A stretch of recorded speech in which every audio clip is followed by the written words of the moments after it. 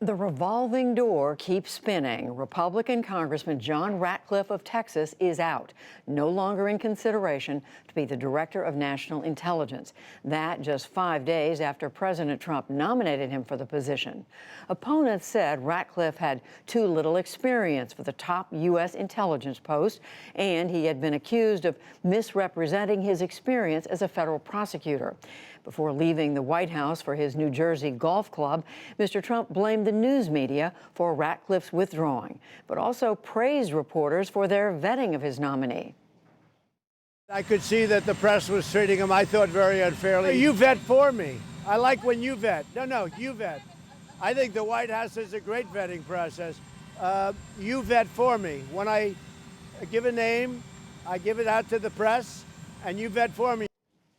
We take a deeper look at this latest about-face with Greg Miller. He's national security correspondent at The Washington Post. Hello again, Greg. So what happened here?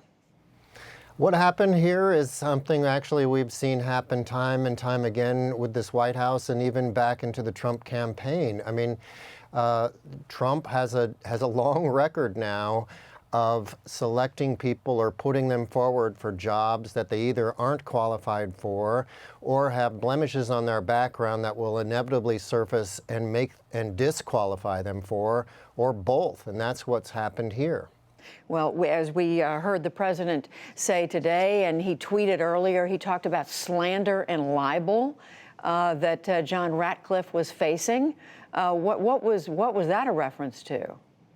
Well, that's a reference to a lot of critical stories that have surfaced over the past several days showing that Ratcliffe had embellished or exaggerated key parts of his resume, important parts of his resume, including claiming to have prosecuted terrorists as a federal prosecutor in Texas, where there had been no prosecutions of any sort along those lines during his tenure there.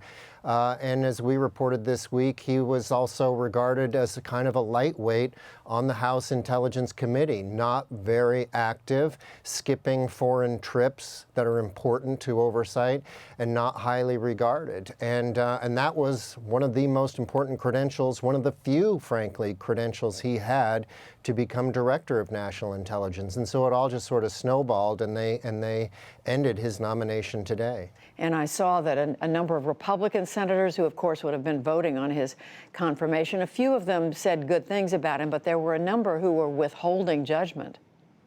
Right, and that again speaks to a lack of preparation or care taken by this White House, right? I mean, we're accustomed to seeing White Houses and presidents of both parties do a series of steps before they put forward somebody for such a consequential job, including checking to see what kind of support that person would have in Congress for confirmation hearings.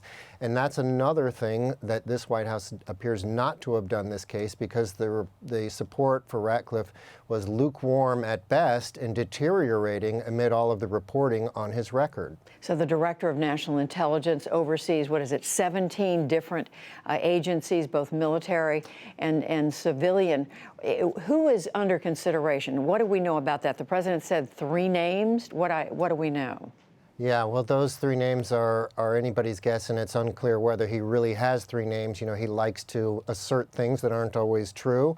And we don't know at this point what their backup plans are. I mean, and there's a lot of question right now about Trump's comfort level with the person who would be the acting director until a new person can be named.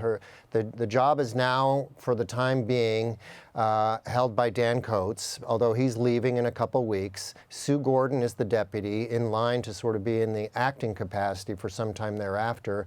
But the White House doesn't like her, or Trump has indicated through his staff that he would like to find somebody else even in an acting capacity. It's a huge, important job. It's important for the public to understand.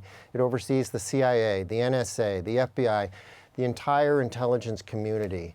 And we're here at a moment where this White House doesn't seem to have much of a clue about who should lead it. Greg Miller with The Washington Post. Thank you very much. Thanks.